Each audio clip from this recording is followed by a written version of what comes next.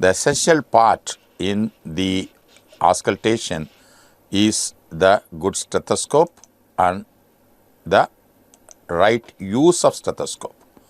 So you must have good earbuds which is not poking your ears. It should be comfortable, and the tubing should be good enough, and you must have diaphragm and bell of the stethoscope, because the bell is a very important component of the stethoscope which is used to pick up the low pitch sounds.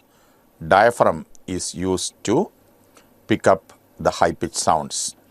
So the ear tips should point forward, it should fit properly, and always use the chest piece warmed before you use, because a cold chest piece may produce significant discomfort, especially in children.